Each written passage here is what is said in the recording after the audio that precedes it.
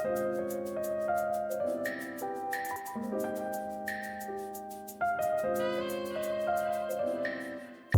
guys, welcome to our latest tutorial, and today, as you can see, in a bit of a new venue with our new life, new year, I have the amazing Timon, one of the lead artists here at Archi9, and as you guys may notice, it's kind of a different format. We're going to be publishing more of these, and we're going to be more consistent. Knock on wood, okay? So I'm going to leave you with Timon to explain this amazing tutorial, which I think is very much directed at architectural students and architects alike. Yeah, so hi everyone. Today we're going to be doing an architectural design poster, which is a bit different than what we usually do. Yeah. But we thought going into more like a design direction for once, graphic design path. It's something you can use for your presentations or even just to do a nice design poster for yourself. And yeah, just something different and fun to do, really quick as well to learn. So we hope you like it. So hope you guys enjoy this one. Timon, so let's get to this, eh?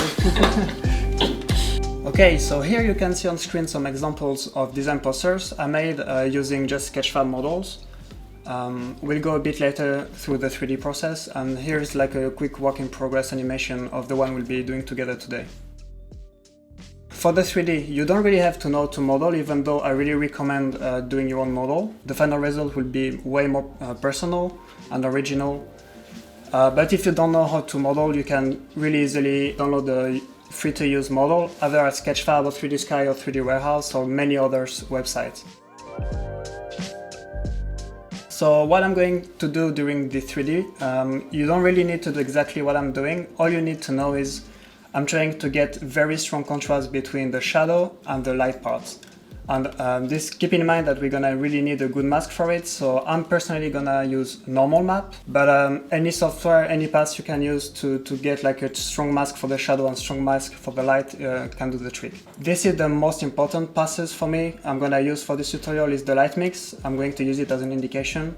The diffuse for using the shadow, and the normal maps to actually select my masks. Alright, so now that I have my renders, you can see I'm going to import all my passes in Photoshop, and I'm going to separate my masks and my render elements.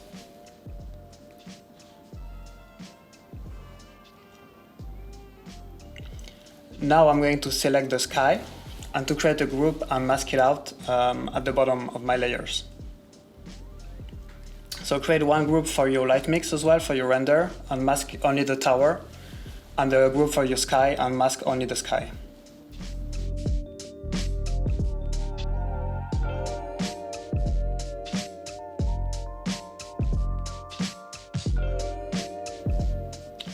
Now for the sky, I'm going to simply add a solid color layer. The reason I'm using solid colors is because I can really easily at any time come back to it, change it and modify it without any problem, and if I want to add gradients or anything, I can always add it on top. Now to select my shadows and my lights, I'm going to use normal maps and select color range. I think it makes it a bit more precise. You can use any selection tool you want, but I strongly recommend when using normal maps to use the select color range. And exactly as we did for the sky, I'm going to select solid colors and try to match a bit the shadow and the light with the color of the sky. So if your sky is blue, for example, like a light blue like I have now, my shadow are automatically gonna work better if it's like strong dark blue. But you can also, like, it's graphic poster, right? So you can have some fun and play with it. I've seen a lot of really good design posters which have a red sky and a blue shadow, and it can look really good, depends how you do it.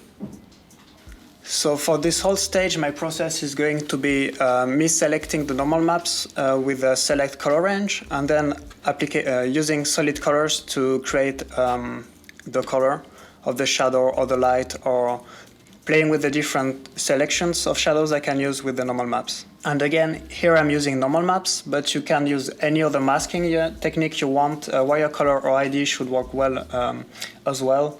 All you need is to be able to select your shadow and light, and this will work better as well if you have a strong contrast between them straight from the beginning. You'll see me here creating a new group just for the glass. I think it makes it easier for me to work with.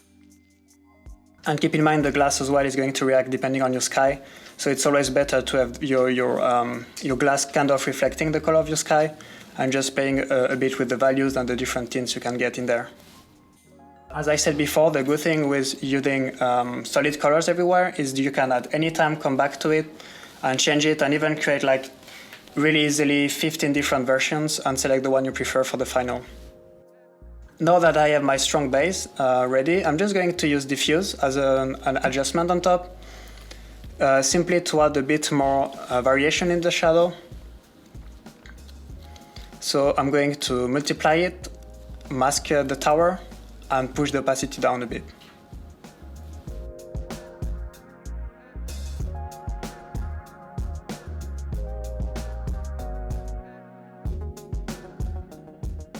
As I want to keep this tutorial simple, I'm only gonna use the diffuse on this one and some curves, but you can very easily select other passes and try different things. If you want to make it a bit more realistic or keep it more cartoonish like I have, that's completely up to you. Okay, so now that we have our visual, we're going to play a bit with the graphic elements. So I'm going to simply use text font and a square later on to add some more graphic design in there. So this could be the title of your presentation or any text you like. I'm using the text urban spaces. For the fonts, I strongly recommend taking a nice one, not using the default ones. If you don't know what, you can download them. There is, for example, Google Fonts, which have a really good library of good fonts that you can use for free. Once I created my text layer, I'm going to play a bit with the settings. So the kerning, meaning the letter spacing, I like to add a bit more of it, gives a bit a nicer touch and makes the text breathe a bit better. And also working with the line spacing as well.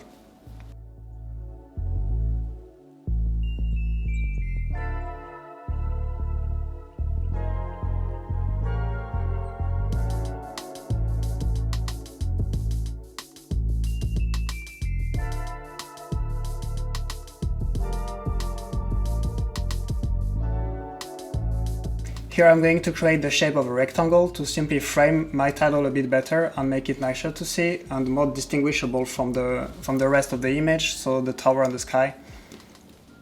It's always nice to play a bit with the composition of your text as well and not only focusing on the visual and the tower.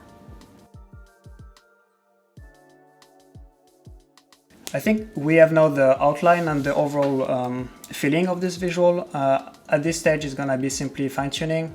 So I'm readjusting the composition to what I think works better. My goal here is to have the text breathe really well and the title to be visible, but at the same time integrated and playing with these tower elements. I'm going to add a bit more text as well, just for example if you have a paragraph to add in there or some more information.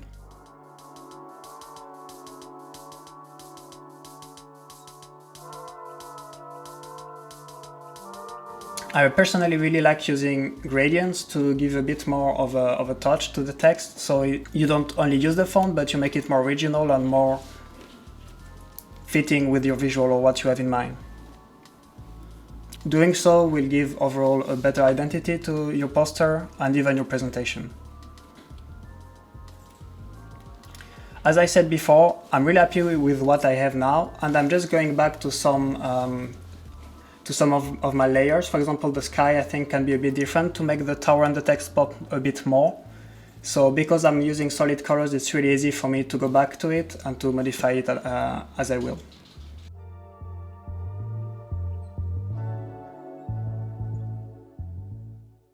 And here's pretty much the final image. At this stage I'm going to do some fine-tuning. So I personally like, you could call it there, I personally like to add a bit more touches.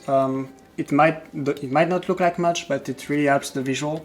So I'm going to apply image and add some noise in there to tie everything more together and get rid of this too digital look. I did just an apply image and now I'm adding some noise to it. You can add a lot more effects, like for example, you can always overlay texture, paper texture, why not? Play a bit with chromatic aberration, just whatever you want to experiment. It's always, at this stage, the visual is pretty much done, so it's just experimenting and trying to push it to the maximum. And here's the final. So I'm really happy with this one. It was really fun and easy to do. Here's a few more examples of what you can do quickly with this technique. Any model you have, you can really easily do that and add it to your presentation or use it as the title. to give a bit more of an identity to your project.